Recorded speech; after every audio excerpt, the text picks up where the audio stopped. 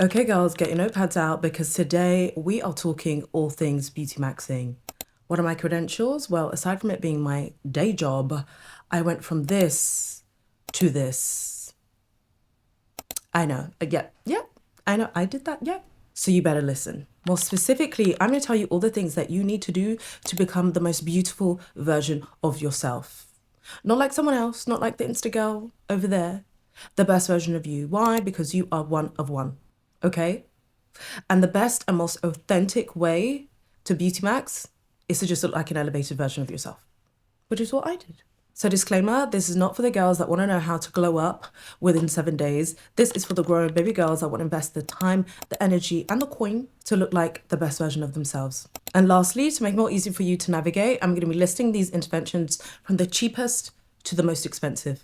I don't mean to insult your intelligence, but we need to talk about hygiene and grooming because some of you are not hygiening and grooming. Being clean, being groomed, and smelling good are the basics of beauty maxing, the absolute basics. And so with that in mind, there's no point investing in everything else, a new perm, a new wig, a new wardrobe if you smell. Some of you smell. But it's okay, because I'm here to help you. Beyond the obvious, well, it might not be obvious to everyone, you need to be showering at least once a day. At least once a day. No, I don't want you to be skipping bath time. No, we don't do that over here. We shower at least once a day. And actually, in warmer months, you should be showering twice a day. And I know in some cultures, they even bathe 3 to 4 times a day. Hey, probably going to ruin your skin barrier in the process, but 1 to 2 times a day is beautiful. Perfection. And if you delved into my last video about body care, you know that when you come out of the shower, you need to be lotioning. Yes, we need to be lotioning every single day. I don't care if you have sensory issues, you need to lotion everywhere. Okay? Just find a lotion that works for you, that you love the texture and the feel of. That's all it is. And then in terms of female hygiene, I would absolutely say less is more. No douching, no putting feminine washes up your kitty cat, because that's going to give you BV, darling. We're not doing that. We're just cleansing the external kitty cat, not the internal, just the external. With that in mind, also make sure that you're changing your knickers every single day. Yep, I told you we're going back to basics. Make sure you're changing those knickers every single day. Regularly change those tampons and other such menstrual products. But if you want me to do a deeper dive into feminine hygiene, please do let me know. The next piece of hygiene that we need to focus on is our oral health. Yes, our teeth and our tongue. Our teeth and our tongue. Baby, why are you not scraping your tongue? You need to be scraping your tongue because that is what harbors and is the cause, not in all cases, but it's one of the key causes of smelly breath. Okay? Clean the tongue and you will be shocked at what you find on the edge of that tongue scraper. A thick layer of gunk. Yeah, so we need to remove that and we need to be brushing our teeth twice a day. Not only brushing though, but we need to be flossing too. In between each of our teeth. Flossing, mouthwash, tongue scraping, that is what we need to do. Next key thing is fragrance. And I really don't want you to think that you need to spend a ton on that signature scent. No, you do not, because there are many high-low options. Even Zara do fantastic perfume options. So you don't need to spend hundreds, okay? Just find a fragrance that you love and is according to your budget. If you want to go a little bit further than just the signature scent, I would definitely say try and get at least 2 fragrances, 1 for the day and 1 for the night. This one is personal preference. However, if you want to do it properly, I would suggest you follow it. But it's up to you. This is just what I do and this is what I advocate for. And I advocate for hair removal. Okay? We don't need to be obsessive about it. Go as far as you want to. But particularly when it comes to hair removal to the underarms, it is crucial because that is why you smell. Okay? You need to get rid of the hair under your arms. And you can do that with shaving or you can do it with laser. I personally prefer laser because you get the added benefits of the hair not being there for quite a long time. It's not permanent though, but you do get suppression of hair growth for a significant amount of time. But also it can really help to improve the skin to your underarms, namely from a pigmentation point of view and also texture. And then the next optional piece of grooming are regular manis and pedis. I do love a mani-pedi moment. If you want to do a bare nail moment, that's up to you. I hear that's what the girls are doing right now. Not me though. I do like a manicure that's quite neutral, that's quite minimal, that's very natural. Regular mani, regular pedi. We don't need to do anything excessive or aggressive. Whether you want to do talons or not, it's up to you. Just do whatever is authentic to you and do what makes you feel like your most beautiful self. Number 2, know your colors. And you can do that by color analysis. Trust me when I say a color analysis will change your life. It's going to change the game. It changes everything. And I did my color analysis about 2 years ago now in Korea. It was incredibly thorough. And I feel like that's what the Koreans have over a lot of the bog standard color analysis out there. I was being advised on everything from the colors that were complementary to my skin, to the types of jewelry tones that I should be wearing, to the type of makeup I should be wearing, with literal product names, shades mentioned. It was thorough and it was a bit much, but it was incredible. And for reference, I am a deep autumn. Some of your favorite celebrities and Insta girls are deep autumns, aka Jasmine Tookes, the sensational Jasmine Tookes. And the most surprising thing that I learned in my color analysis is that I should not be wearing stark white. Stark white was one of my favorite colors because we're told on dark skin tones, white is our color, but on me, it was not. I was advised that if I'm going to wear white, it should be more of an off-white or ivory toned. Of course, is this gospel? No, it's not. It's just a reference point. So how literally you want to take it is totally up to you. But 2 years on, I've taken it pretty literally and it's done me just fine. I swear by it, and it's going to be the best $150 or so that you'll ever spend. You need to be building a wardrobe around your body shape and your colors. And of course, the things that you like, but heavily focusing on your body shape and colors. And why is this important? Because it's relatively cheap to start and it pays dividends in the long term. We need to be buying and shopping intentionally, ladies, okay? That Tit Tat that was 40% off, it was a great bargain, but you haven't worn it. And it's been over a year now, okay? So we need to be buying intentionally. And a key thing when it comes to curating your wardrobe is dressing in accordance with your body shape, dressing in accordance to the body parts that you love and you want to flaunt. If you don't know the body parts that you love, go ask Jesus. I can't help you. Okay, I'm so sorry, baby. But failing that, go speak to your friends, go speak to people that know and love you, and just really pay attention to what you get complimented on the most. And that will act as a little guide in order to figure out what you should accentuate. And of course, common body parts can include the décolleté, the shoulders, the boobies, the legs, whatever it is, figure it out. What I will say though is less is more. If we're going to do boobies, maybe hide away the legs. If we're going to do the legs, show the just in consideration, in moderation, again, depending on where you're going, depending on what the dress code is, tailor accordingly. And the next key thing in this curation, in my opinion, is really minimizing the amount of fast fashion that you buy. Okay, I'm not going to judge anyone because, again, we buy according to our budget. But the one key thing, of many, the one key thing that I don't like about fast fashion is that because it's relatively cheap / very cheap, you're just incessantly buying. There's no method, there's no calculation. You are just incessantly buying. And you're not focusing on the quality of the product. And trust me when I say that the quality of your clothes is a real giveaway. If there's anything that you're going to invest in, I would say invest in things like shoes and handbags. When it comes to everything else, there's great masstige, affordable premium brands like, I don't know, COS, Totem, let's say Massimo Dutti. There's great, affordable, but more premium options out there. And last but not least, when it comes to your wardrobe, gravitate towards basics, gravitate towards pieces that you can wear time and time again. Not trendy pieces, not faddy pieces. Yes, throw in those trendy faddy pieces from time to time. Nothing wrong with that. And it's a great way of just sprucing up your wardrobe every season, but allow those more trendy pieces to be built upon the more foundational basic pieces. Number 4, perfect your makeup. And of course, it goes without saying that you don't need to wear makeup. No one needs these things. However, it's just a fun, little something that you can just help to spruce up the way that you look. So even if it's just a little bit of mascara or a full beat. And when it comes to makeup, find a routine that works for you and then is authentic to you and that actually accentuates your features. And a hack that completely changed the game for me, and it's something that I'm going to recommend to you, is booking in a one-on-one session with your favorite Instagram, TikTok makeup artist. Literally just send them a DM and find out whether they hold one-on-one classes. You might be surprised that they actually do. Of course, the price of this is going to really vary, but when I did this with the Painted by Esther, but when I did this many years back, it was a game changer for me because yes, you can go online and just figure out how to do that cut crease or a smoky eye, but there's just something so different when you can practice these skills in person with a professional and making sure that you're adapting your makeup to your face and your features. And the next key thing is to build out 3 makeup looks. One for daytime, the second for nighttime, and then the last that you can just like quickly do within 10 to 15 minutes. And just to state the obvious, because I'm more of a skin girl than makeup girl, if you invest in your skincare, which I will be talking about next, you won't have to plaster on the makeup.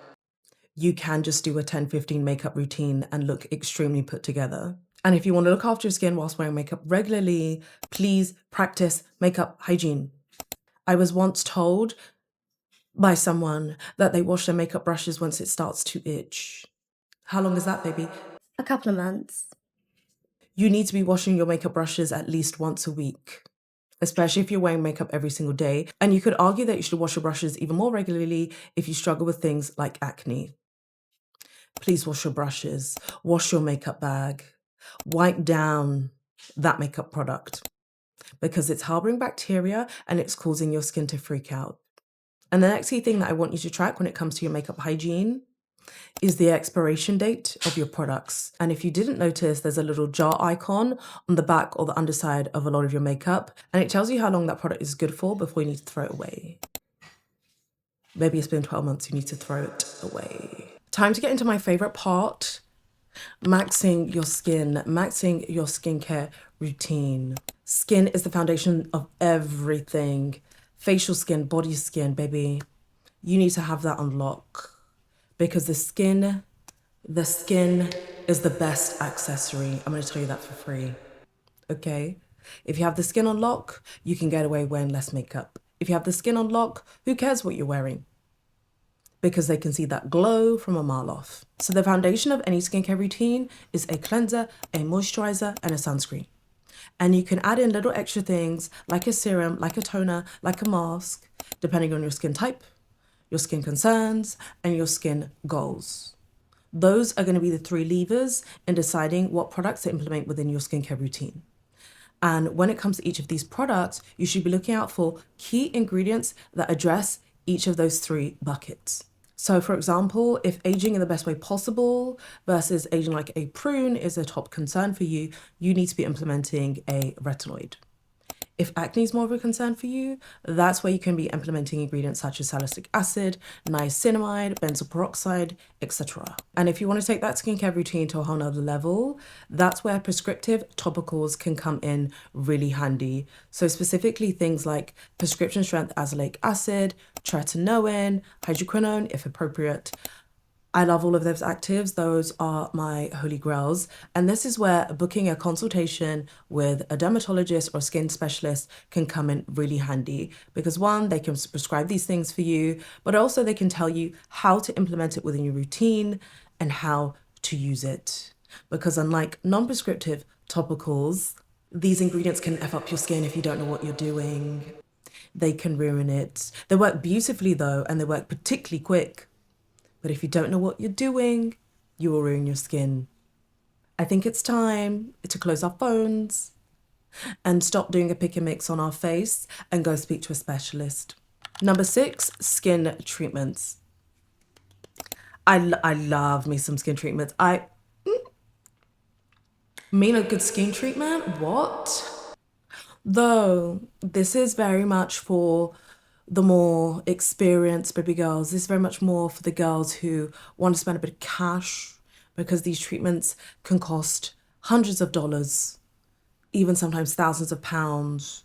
So yeah. So what do I mean when I say skin treatments? Skin treatments encompass everything from that monthly facial to microneedling to radiofrequency to HIFU, lasers, and everything in between. And these treatments are typically done in a clinic or a med spa. And the reason that I swear by skin treatments is because they act on the skin at a much deeper level.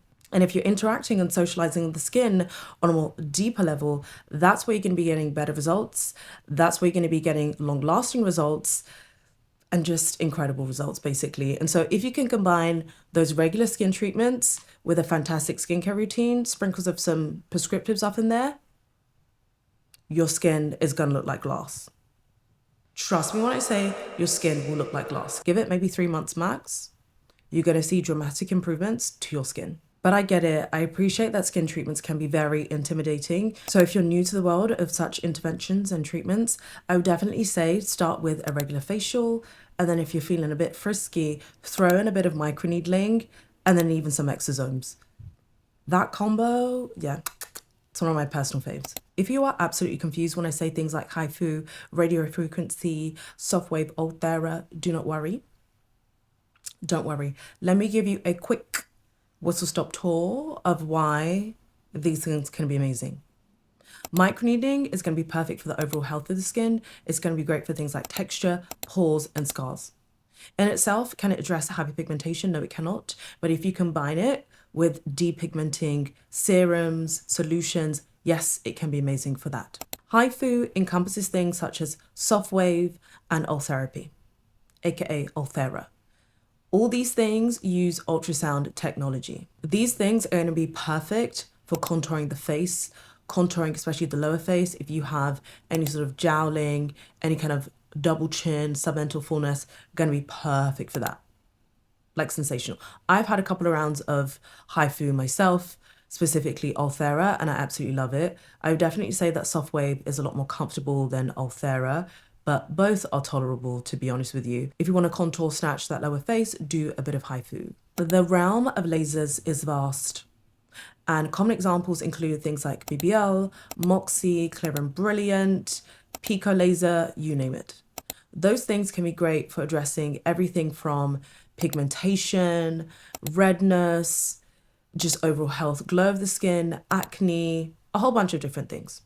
And I personally love lasers. However, please go to a provider / use a laser that is targeted towards deeper skin tones if you're someone of a deeper, rich skin tone. Because this is where laser can go real bad, just really bad, if your provider practitioner has no clue what they're doing. So if you have a deep skin tone, tread carefully.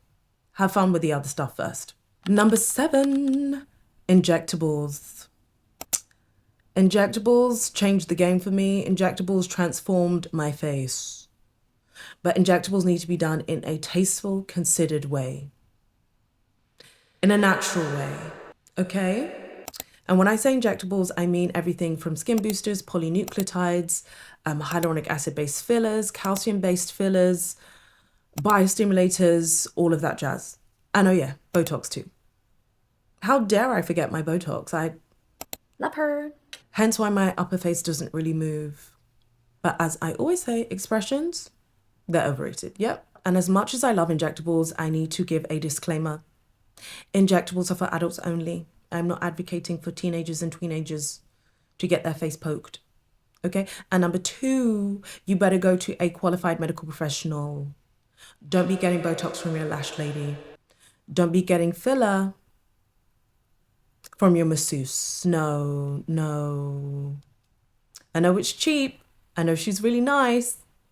I know we like her aesthetic. She's a baddie too, but she's not a medical professional, because in the wrong hands, these treatments can go very wrong. You can go blind from them, maybe. Yes, you can go blind. So please don't be getting these treatments done with any old Dick and Harry. You've been warned. If you don't want to listen to me, that's your problem, but I've warned you. And there's a couple pearls of wisdom that I want to share with you when it comes to the realm of injectables. Number 1, and importantly, you need to come up with a ceiling of happiness. What do I mean by that? From the jump, you need to be clear in your mind at what point you are going to be happy, at what point you're going to be pleased with the results. You need to be solving for something, you need to be addressing for something, because if not, these treatments, they can be addictive. It's very easy to get carried away. Okay, you need to be clear in your mind. Okay, if I do XYZ, if I just address XYZ, I'm going to be happy. If not, you're going to be forever on that hamster wheel. The next key thing when it comes to injectables is less is more. Do not be doing 10 mil of filler in one sitting. No, baby. We used to do that back in the day, not anymore. Forget what anyone else says. Injectables can look natural. They can. They just need to be done right, baby, okay? Injectables can look natural. Let's take me as the example. I've had most places in my face injected. And I bet you couldn't tell a difference. So hence when I posted my recent transformation video online, people thought, oh, it's just hair and makeup. No, baby. The whole face has been done. But I actually take that as a compliment. And you should too when it comes to your injectable journey. If people can't really tell what you've had done, but they just feel like you look great, you look fresh, you look young, you look healthy, you look happy, you look beautiful, then the job is done. But if people from a mile can see, yeah, I can see that lip filler, yeah, that forehead, she's squeaky tight, then it's not done properly. Natural, undetectable injectables is the memo. And whatever you do, please aim to look like yourself. I know it might be tempting to bring in a picture of your favorite Insta girl or the AI version of yourself. No, don't do it. Please don't do it. As injectors, we absolutely hate it when people bring pictures of AI filter generated pictures of themselves. Don't do it, okay? And what I personally love is when people bring in pictures of themselves from their earlier years, whether it be what they looked like last year, what they looked like 10 years ago, or pre-baby, whatever it is. That's what I love. Bring in a picture of yourself, so then that way we're referencing you, as opposed to someone that looks nothing like you. Because whilst we can transform as injectors, miracles are not our forte. We can transform though, but not miracles. Baby, please just look like yourself. Look like yourself. All of this copy paste, we went to the same doctor type look. No. But obviously, if you want to get great results, you need a great injector. How do you find a great injector? Again, if you want me to do a separate video on this, let me know. But some of the quick ways to know whether your injector is a great injector: are they medically qualified? Are they experienced? Do they have a vast number of reviews? Real reviews, not paid reviews or fake bot reviews? Are they coming recommended? I.e., has your friend, your sister, whatever, cousin, have they gone to them and loved the result that they've had? But that reminds me of another important point. Does your injector understand your aesthetic? Many don't. And bonus points if they embody your aesthetic. AKA, do you like the way that they look? If you do not like the way that they look, there's a good chance, not always, but there's a good chance you're not going to like their work, okay? Watch out for the aesthetic. What in their mind do they consider beautiful? Does that align with what you consider as beautiful? If it does, you're in the right place. And last but not least, if you're a woman of color, make sure that your injector is comfortable and experienced with faces of color. Okay? And this is important because there's different considerations and things to bear in mind when it comes to the faces of different ethnicities. Okay? Not everyone appreciates that. They may say they do, but they don't. So have a look on their website, and if you cannot see one face of color, proceed with caution. Dare I say, go find someone else. Just saying. But now you're probably wondering, when do I do Botox? When do I do biostimulators? When do polynucleotides come into play? Let me break it down for you. Botox is going to be great for erasing, minimizing any wrinkles, dynamic lines in the face. And it typically lasts about 3 to 4 months, but these days you can find toxins that last up to 12 months. Okay? In terms of filler can do an array of things, particularly hyaluronic acid-based fillers. And of course, these are the most popular type of injectables, or one of the most popular type of injectables anyway. We do love a bit of filler, great for volumizing the face, adding hydration, and also providing structural support. And whilst biostimulators do provide a bit of volume too, just like filler, biostimulators provide more natural volume. Examples of biostimulators include Sculptra, Julienne, depending on where you live in the world. And biostimulators themselves stimulate the natural collagen producing process. And then skin boosters are literally what they say on the tin. They boost the health and hydration of the skin. Examples of this include Skin Vive, Profilo, and then another type of skin boosters, or really polynucleotides, which are derived from salmon sperm DNA. I love it. Examples of polynucleotides include Plinest and Regerin. They are sensational, they're fantastic, and again, they are just a supercharged version of your traditional hyaluronic acid based skin boosters. They work deep in the skin and they overall just improve the function, the health of the skin. They can calm down inflammation, they can brighten the skin, they can help with pigmentation. They just do everything. I just love them. And last but not least, teeth. Teeth, baby, if you can, and I get it, that they can be a significant investment into the thousands, but teeth are another game changer. And dare I say, if you really want to do beauty maxing well, like Pro Max, Beauty Max, you need to sort out your teeth, honey, because they are yellow, crooked, and slimy. And the way that I personally improve my teeth has been via composite bonding. It's been a couple of years now. I'd say I've had my composite bonding in for about 4 to 5 years. Actually, probably more than 5 years. They are holding up beautifully. And I got my composite bonding done on like 4 teeth. That is all I needed. And it completely transformed my smile. And I do love methods like composite bonding over more aggressive things like veneers. But again, I'm not a dentist. Go speak to your dentist, not someone who claims to be a dentist, but an actual medically qualified, trained dentist, and discuss your options there. You might need to do a bit of teeth straightening via Invisalign or more traditional type of braces. Whatever it is, sit down with your dentist, come up with a game plan for pearly white, straight, gorgeous teeth.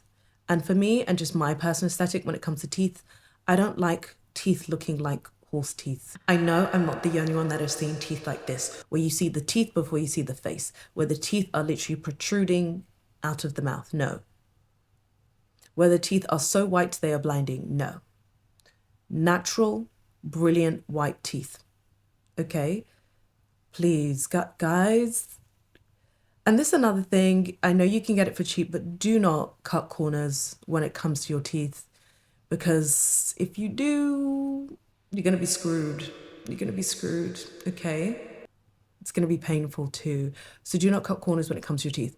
And another byproduct of improving your smile that no one really talks about is how much it can just really improve the structure of your lower face. Like it just makes the jawline look that much more contoured and just more supported. I love teeth. Teeth are everything. And bad teeth, yeah, these are the subtle signs. These are the subtle signs, just saying. Now that you have all the tools and information to start your beauty maxing journey, you have no excuses. Okay? If you want me to do a little bit of a deeper dive into any of the topics mentioned today, let me know. Hope you've loved it. I've loved having a chat with you. And before we say goodbye, please follow me on my other social media channels, handles, where I discuss all things transformation all the time. Like I will literally tell anyone that wants to listen, what I've injected in my face. So head over there and I do a deep dive into everything that I've mentioned today. But if you want me to bring these topics specifically to YouTube, let me know.